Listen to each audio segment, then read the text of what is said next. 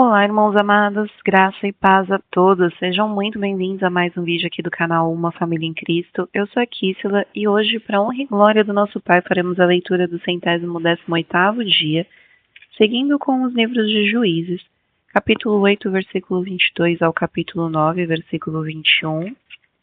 Livro de Lucas, capítulo 23, versículo 44 ao capítulo 24, versículo 12. Salmos, capítulo 99, versículos 1 ao 9, e Provérbios, capítulo 14, versículos 9 e 10. Amados, antes de iniciarmos essa leitura, vamos agradecer ao nosso Pai e pedir a direção para o estudo? Vamos orar comigo? Pai amado, graças te damos por tudo. Te agradecemos pelo teu amor, pela tua misericórdia, por nos sustentar, Pai.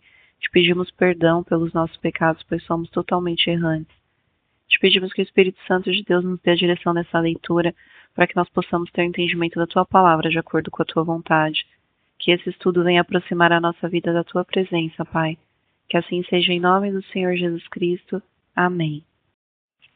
Livro de Juízes, capítulo 8, versículo 22 ao capítulo 9, versículo 21. Então, os homens de Israel disseram a Gideão: Domine sobre nós, tanto você como seu filho e o filho de seu filho, porque você nos livrou do poder dos midianitas. Porém Gideão lhes disse: Não dominarei sobre vocês, nem tampouco meu filho dominará sobre vocês. O Senhor dominará sobre vocês. E Gideão continuou: Mas quero fazer um pedido, que cada um de vocês me dê as argolas do seu despojo. É que os midianitas tinham argolas de ouro, pois eram ismaelitas.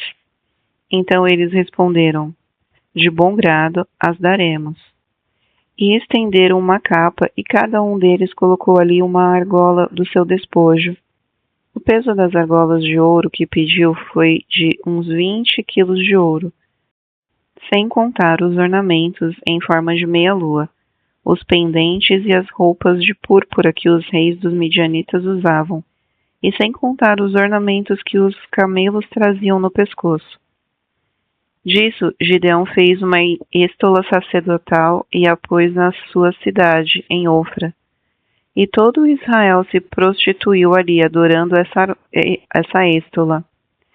E isso veio a ser um tropeço para Gideão e toda a sua casa. Assim os midianitas foram subjugados pelos filhos de Israel e nunca mais levantaram a cabeça. E a terra ficou em paz durante 40 anos nos dias de Gideão. Jerubbaal, filho de Joás, retirou-se e ficou morando em sua casa. Gideão teve 70 filhos, todos provindos dele, porque tinha muitas mulheres, e a sua concubina, que morava em Siquém, lhe deu também à luz um filho e lhe deu o nome de Abimeleque. Gideão, filho de Joás, morreu em boa velhice e foi sepultado no túmulo de Joás, seu pai, em Ofra, cidade da família de Abiezer. Depois que Gideão morreu, os filhos de Israel voltaram a se prostituir com os Baalins e puseram Baal-Berite por Deus. Os filhos de Israel não se lembraram do Senhor, seu Deus, que os havia livrado do poder de todos os seus inimigos ao redor. Também não usaram de bondade com a casa de Jerubbaal, a saber, Gideão, segundo todo o bem que ele tinha feito a Israel. Abimeleque, filho de Jerubbaal, foi a Siquém, aos parentes de sua mãe, e falou com eles e com toda a geração da casa de seu avô materno, dizendo: Peço-lhes que perguntem a todos os cidadãos de Siquém, o que é melhor para vocês, que 70 homens, todos os filhos de Jerubbaal, dominem sobre vocês, ou que vocês sejam dominados por apenas um? Lembrem-se também de que eu sou osso e carne de vocês. Então os parentes de sua mãe falaram a todos os cidadãos de Siquém todas aquelas palavras, e o coração deles se inclinou a seguir Abimeleque, porque disseram: É nosso irmão. E deram-lhe 70 peças de prata à casa de Baal-Berite, com as quais Abimeleque contratou uns homens levianos e atrevidos, que o seguiram. Foi à casa de seu pai em Ofra e matou os seus irmãos, os filhos de Jerubaal, 70 homens sobre uma pedra. Porém, Jotão, o filho mais moço de Jerubaal, escapou porque havia se escondido. Então se reuniram todos os filhos de Siquém e toda Bet-Milo foram e proclamaram Abimeleque rei, junto ao carvalho memorial que está perto de Siquém.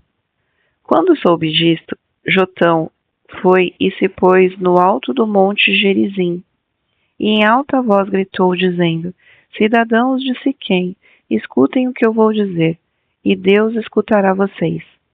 Certa vez, as árvores foram ungir para si um rei.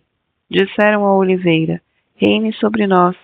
Porém a oliveira lhes respondeu: Deixaria eu o meu óleo, apreciado por Deus e pelos homens, para dominar sobre as árvores?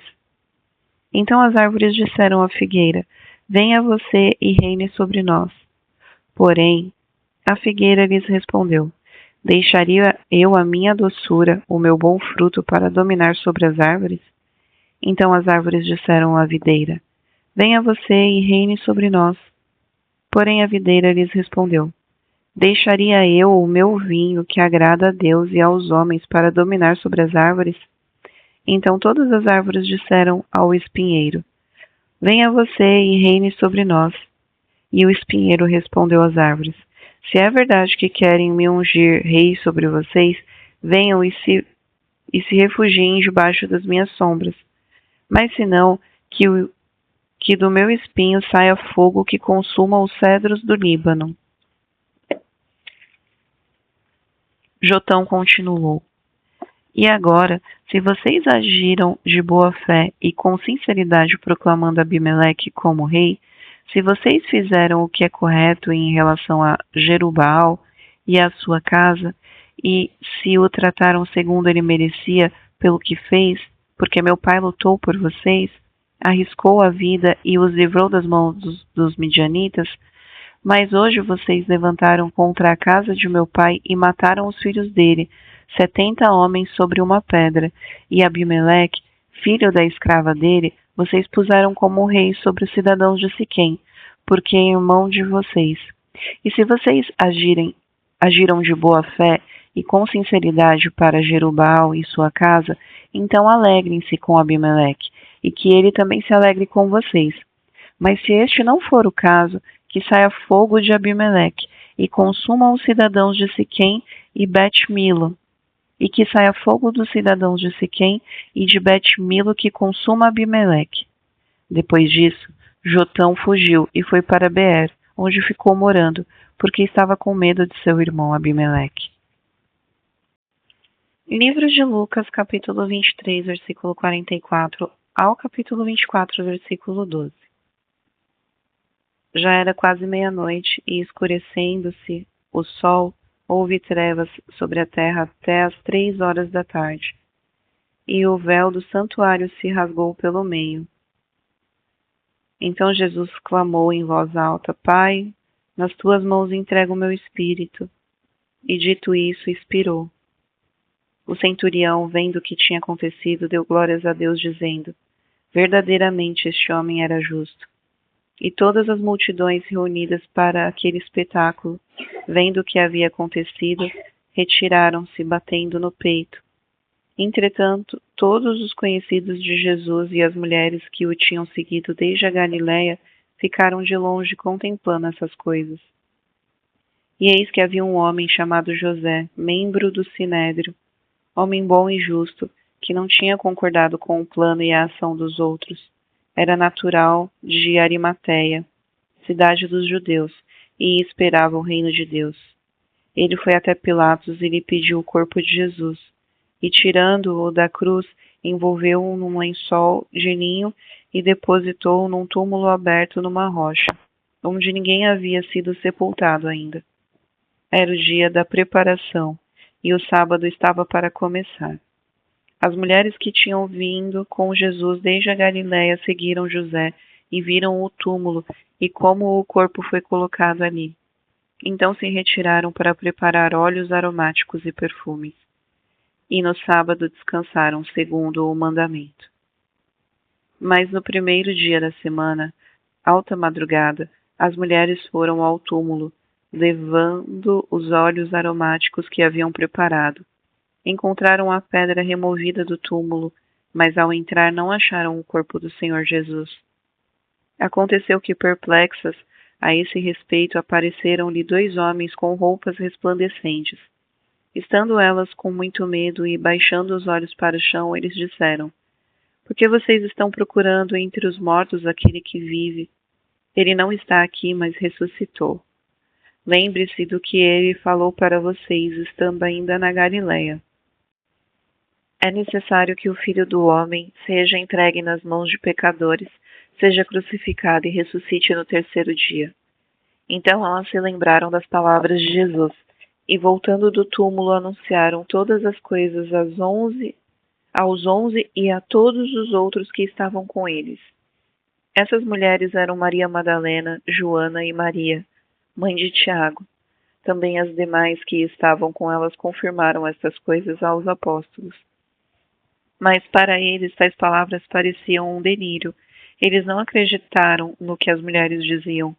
Pedro, porém, levantando-se, correu ao túmulo, e abaixando-se, viu somente os lençóis de linho e nada mais, e retirou-se para casa admirado com o que tinha acontecido. Livro de Salmos, capítulo 99, versículos 1 ao 9. Reina o Senhor, tremam os povos, ele está entronizado acima dos querubins, abale-se a terra. O Senhor é grande em Sião e está exaltado acima de todos os povos. Celebrem eles o teu nome, grande e tremendo, porque é santo. Eis, Rei poderoso que ama a justiça. Tu estabeleces o direito, executas o juízo e a justiça de Jacó. Exaltem o Senhor nosso Deus e prostrem-se diante do estrado dos seus pés. O Senhor é santo. Moisés e Arão, entre os seus sacerdotes, e Samuel, entre os que invocam o nome, clamavam ao Senhor e ele os ouvia. Falava-lhes na coluna de nuvem e eles guardavam seus mandamentos e a lei que lhes tinha dado. Tu lhes respondeste, ó Senhor nosso Deus, foste para eles Deus perdoador, ainda que os tenha castigado por seus atos. Exaltem o Senhor nosso Deus e prostrem-se diante de seu santo monte, porque santo é o Senhor nosso Deus. Livro de Provérbios, capítulo 14, versículos 9 e 10. Os insensatos zombam do pecado, mas entre os retos há boa vontade. O coração conhece a sua própria amargura, e da alegria que ele sente os estranhos não poderão participar. Irmãos amados, aqui finalizamos mais um dia da nossa leitura e é um prazer ler as escrituras para vocês. Eu desejo que vocês tenham um ótimo dia, os espero amanhã para o nosso próximo estudo. Um beijo e que Deus os abençoe.